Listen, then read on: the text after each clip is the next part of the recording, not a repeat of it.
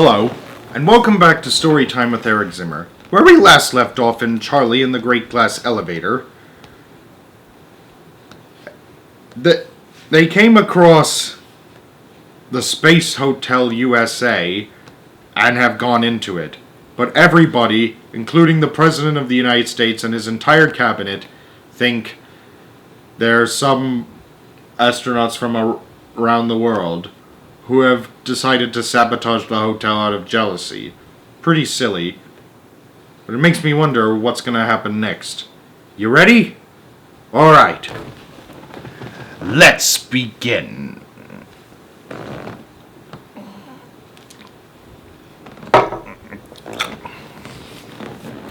Chapter 5. Men from Mars. There was no floating inside the space hotel. The gravity-making machine saw to that. So once the docking had been triumphantly achieved, Mr. Wonka, Charlie, Grandpa Joe, and Mr. and Mrs. Bucket were able to walk out of the great glass elevator into the lobby of the hotel. As for Grandpa George, Grandma Georgina, and Grandma Josephine, none of them had had their feet on the ground for over 20 years, and they certainly weren't going to change their habits now. So when the floating stopped, they all three plopped right back into bed again and insisted that the bed, with them in it, be pushed into the space hotel. Charlie gazed around the huge lobby. On the floor there was a thick green carpet. 20 tremendous chandeliers hung shimmering from the ceiling. The walls were covered with valuable pictures, and there were big soft armchairs all over the place. At the far end of the room there were 5 elevator doors. The group stared in silence at all this luxury. Nobody dared to speak. Mr. Wonka had warned them that every word they uttered would be picked up by space control in Houston, so they had better be careful. A faint humming noise came from somewhere below the floor, but that only made the silence more spooky. Charlie took hold of Grandpa Joe's hand and held it tight. He wasn't sure he liked this very much. They had broken into the greatest machine ever built by man, the property of the United States government, and if they were discovered and captured, as they surely would be in the end, what would happen to them? Jail for life? Yes, or something worse. Mr. Wonka was writing on a little pad. He held up the pad. It said, "Anybody hungry?" The 3 old ones in the bed began waving their arms and nodding and opening and shutting their mouths. Mr. Wonka turned the paper over. On the other side it said, "The kitchens of this hotel are loaded with luscious food, lobsters, steaks, and ice cream. We shall have a feast to end all feasts." Suddenly a tremendous booming voice came from a loudspeaker hidden somewhere in the room.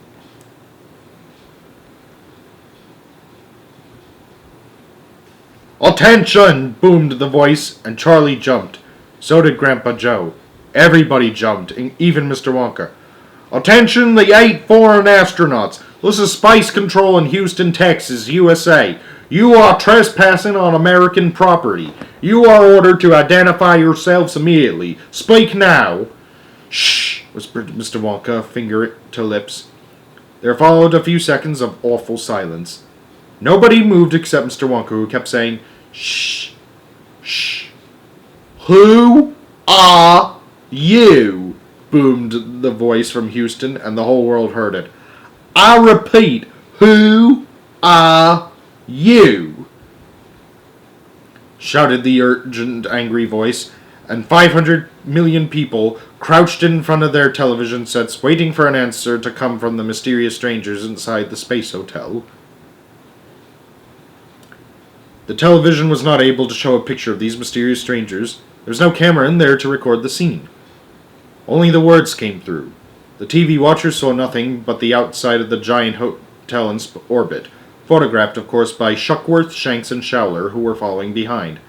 For half a minute the world waited for a reply. But no reply came. "Speak!" boomed the voice, getting louder and louder, and then a fearful, frightening shout that rattled Charlie's eardrums. "Speak! Speak! Speak!" Grandma Georgina shot under the sheet. Grandma Josephine stuck her fingers in her ears. Grandpa George buried his head in the pillow. Mr. and Mrs. Bucket, both petrified, were once again in each other's arms. Charlie was clutching Grandpa Joe's hand, and the 2 of them were staring at Mr. Wonka and begging with him with their eyes to do something. Mr. Wonka stood very still, and although his face looked calm, you can be quite sure his clever inventive brain was spinning like a dynamo.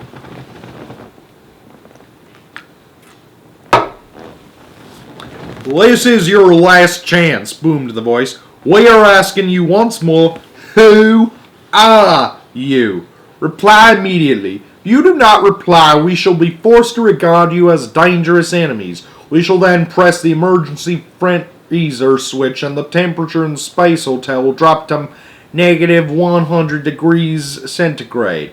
All of you will be instantly deep frozen. You have 15 seconds to speak. After that, you will turn to icicles. 1, 2, 3. Grandpa, whispered Charlie as the counting continued. We must do something. We must. Quick. 6, said the voice. 7, 8, 9. Mr. Wonka had not moved. He was still gazing straight ahead, still quite cool, perfectly expressionless. Charlie and Grandpa Joe were staring at him in horror. Then all at once they saw the tiny twinkling wrinkles of a smile appear around the corners of his eyes. He sprang to life. He spun round on his toes, skipped a few paces across the floor, and then, in a frenzied, unearthly sort of scream, he cried, "Fimbo Feezy!" The loudspeaker stopped counting. There was silence. All over the world there was silence. Charlie's eyes were reverted on Mr. Wonka. He was going to speak again. He was taking a deep breath. "Bongo Bunny!" he screamed. He put so much force into his voice that the effort lifted him right up to the tips of his toes. "Bongo Bunny! Daffy Dunny! You be Lunny!" Again the silence. The next time Mr. Wonka spoke, the words came out so fast and sharp and loud they were like bullets from a machine gun. "Zunk, zunk, zunk, zunk, zunk!" he barked. The noise echoed around and around the lobby of the space hotel. It echoed around the world. Mr. Wonka now turned and faced the far end of the lobby where the loudspeaker voice had come from. He walked a few paces forward, as a man would, perhaps, who wanted a more intimate conversation with his audience. And this time the tone was much quieter. The words came more slowly, but there was a touch of steel in every syllable.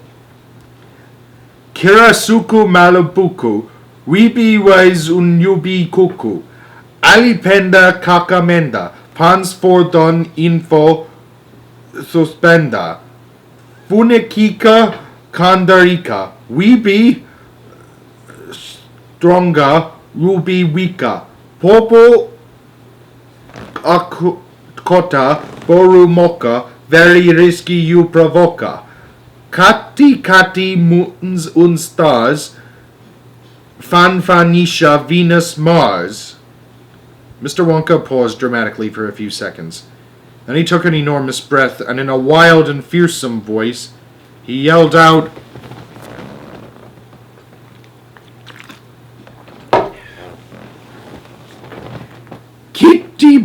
Kitim Bibi Zonk, Fimbolizi Zonk, Gugumiza Zonk, Fumi Kaka Zonk, Ana Polala Zonk Zonk Zonk.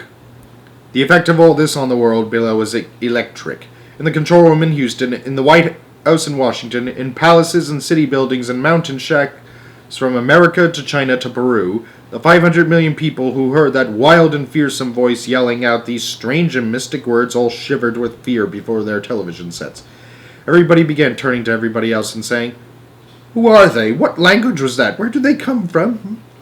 In the president's study in the White House, Vice President Tibbs, the members of the cabinet, the chiefs of the Army and the Navy and the Air Force, the sword swallower from Afghanistan, the chief financial advisor, and Mrs. Topsy Puss, the cat, all stood tense and frigid. They were more than a little afraid, but the president himself kept a cool head and a clear brain. "Nanny!" he cried. "Oh, Nanny, what on earth do we do Nanny!" he cried. "Oh, Nanny, what on earth do we do now?" "I'll get you a nice warm glass of milk," said Mrs. said Miss Tibbs. I hate that stuff, said the President. Please don't make me drink it. Then summon the chief interpreter, said Mrs. Tibbs. Summon the chief interpreter, said the President. Where is he? Right here, Mr. President, said the chief interpreter. What language was that creature spouting up there in the space hotel? Be quick. Was it Eskimo? Not Eskimo, Mr. President. Ha! And it was Tagalong. Either Tagalong or Ugro. Not Tagalong, Mr. President. Not Ugro either. Was it Tulu then? Or Tungus or Tupi? Definitely not Tulu, Mr. President. And I'm quite sure it wasn't Tungus or Mr. Tupi. Don't stand there telling them what it isn't, you idiot. Don't stand there telling him what it wasn't, you idiot, said Mrs. Tibbs. Wrong voice. Tell him what it was. Yes, ma'am, Mr. Vice President, ma'am, said the chief interpreter, beginning to shake. Believe me, Mr. President, he went on, it was not a language I have ever heard of before.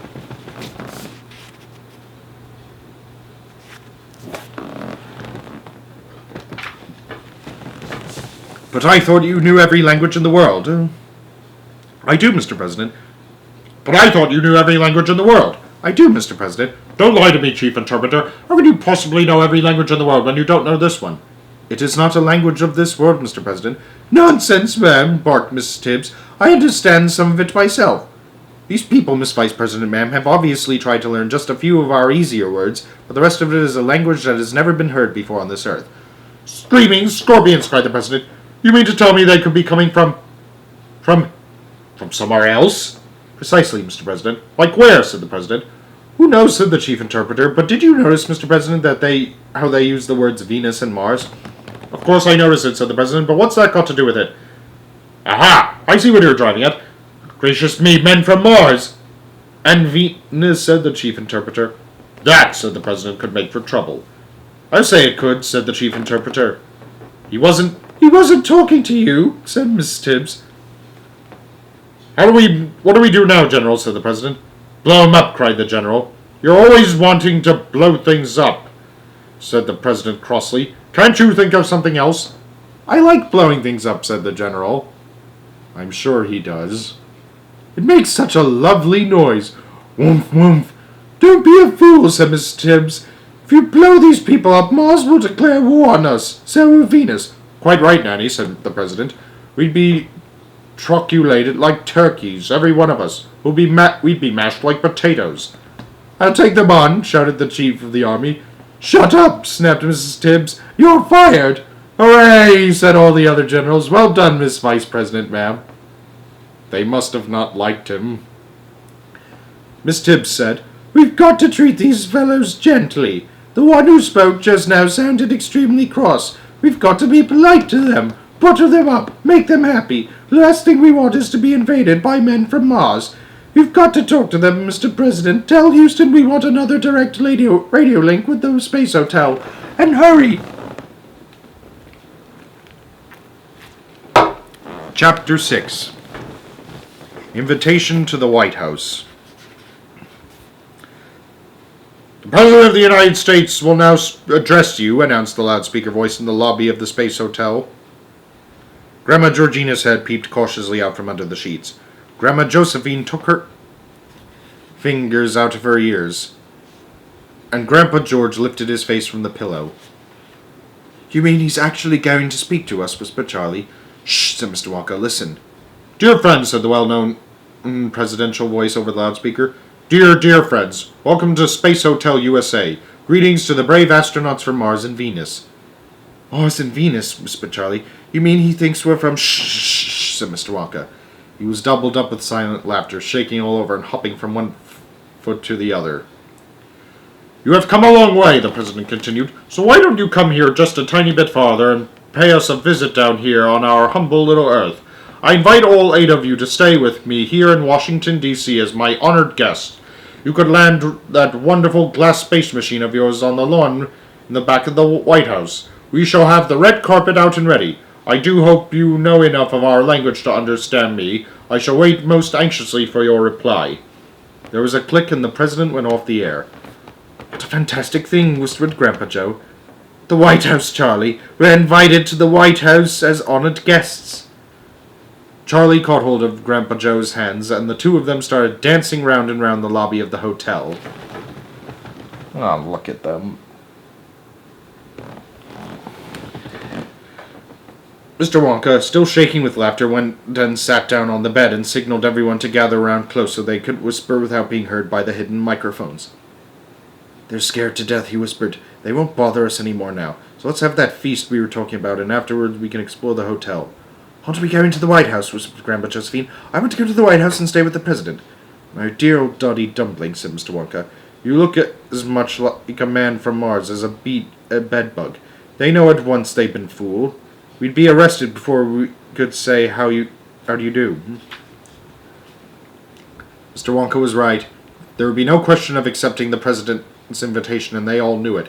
"But we got to say something to him," Charlie whispered.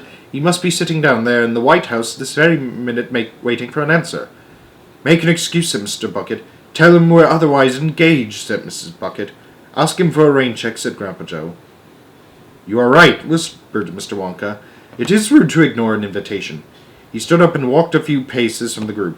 For a moment or two he remained quite still, gathering his thoughts.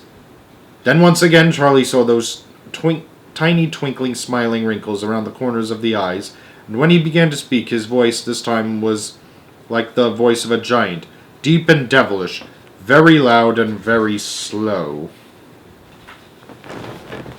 Look at his face here. Epic face.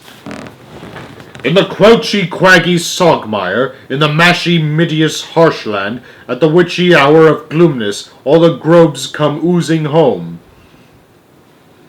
You can hear them softly slumbering, glissing, hissing o'er the slubber, all those oily, boily bodies oozing onward in the gloom. So start to run, oh skid and daddle, through the slubber slush and sozzle. Skip, jump, hop, and try to skedaddle. All the grubs are on the roam." In his study, 240 miles below, the President turned white as the White House. "Jumping jackrabbits," he cried. "I think they're after us." "Please let me blow them up," said the ex-chief of the army. "Silence," said Miss Tibbs. "Go stand in the corner." In the lobby of the Space Hotel, Mr. Wonka had merely paused in order to think up another verse, and he was just about to start off again when a frightful, piercing scream stopped him cold. The screamer was Grandma Josephine. She was sitting up in bed and pointing with a shaking finger at the elevators at the far end of the lobby. She screamed a second time, still pointing, and all eyes turned towards the elevators. The door of the one on the left was sliding slowly open, and the watchers could clearly see that there was something thick, something brown, something not exactly brown but greenish brown, something with slimy skin and large eyes, squatting inside the elevator. Uh-oh.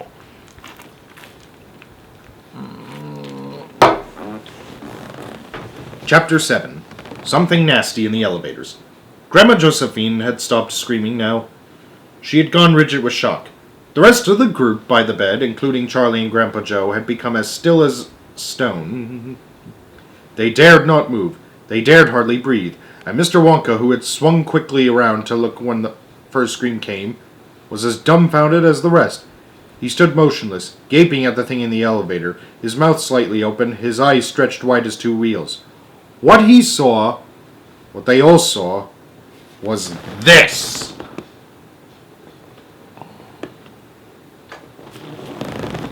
It looked more than anything like an enormous egg balanced on its pointed end. It was as tall as a big boy and wider than the fattest man. The greenish-brownish skin had a shiny, wettish appearance, and there were wrinkles in it. About 3/4 up, in the widest part, there were two large round eyes as big as teacups. The eyes were white, but each had a brilliant red pupil in the center. The red pupils were resting on Mr. Wonka. But now they began traveling slowly across to Charlie and Grandpa Joe, and the others by the bed, settling upon them and gazing at them with a cold, malevolent stare. The eyes were everything. There were no other features, no nose or mouth or ears, but the entire egg-shaped body was itself moving very, very slightly, pulsing and bulging gently here and there as though the skin were filled with some thick fluid. At this point, Charlie suddenly noticed that the next elevator was coming down. The indicator numbers above the door were flashing. 6, 5, 4, 3, 2, 1, L for lobby. There was a slight pause. The door slid open, and there inside the second elevator was another enormous, slimy, wrinkled, greenish-brown egg with eyes. Now the numbers were flashing above all three of the remaining elevators. Down they came. Down, down, down. And soon at precisely the same time they reached the lobby floor, and the doors slid open. 5 open doors now. 1 creature in each. 5 in all. And 5 pairs of eyes with brilliant red centers, all watching Mr. Wonka and watching Charlie and Grandpa Joe and the others. There were slight differences in size and shape between the 5, but all had the same greenish-brown wrinkled skin, and the skin was rippling and pulsing. For about 30 seconds, nothing happened. Nobody stirred, nobody made a sound. Silence was terrible. So was the suspense. Charlie was so frightened, he felt himself shrinking inside his skin. Then he saw the creature in the left-hand elevator suddenly starting to change shape. Its body was slowly becoming longer and longer and thinner, going up and up towards the roof of the elevator. Not straight up, but curving a little to the left, making a snake-like curve that was curiously graceful. Up to the left, and then curling over the top to the right and coming down again in a half circle. Then the bottom end began to grow out as well, like a tail, creeping along the floor to the left, until at last the creature, which had originally looked like a huge egg, now looked like a long, curvy serpent standing up on its tail.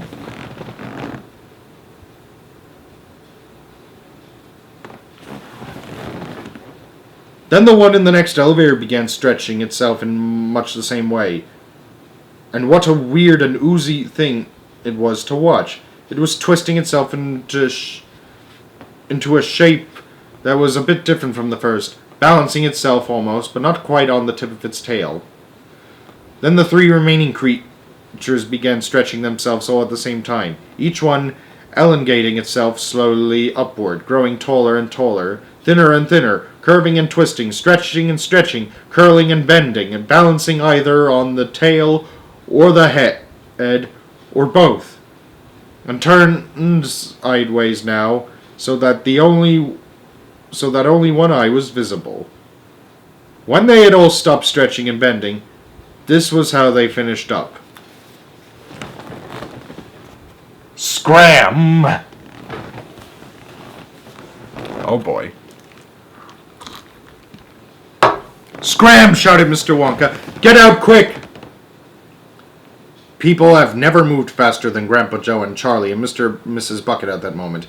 They all got behind the bed and started pushing like crazy. Mr. Wonka ran in front of them, shouting, "Scram! Scram! Scram!" And in 10 seconds flat, all of them were out of the lobby and back inside the great glass elevator. Frantically, Mr. Wonka began undoing bolts and pressing buttons. The door of the great glass elevator snapped shut and the whole thing leaped sideways. They were away. And of course all of them, including the 3 old ones in the bed, floated up again into the air. To be continued.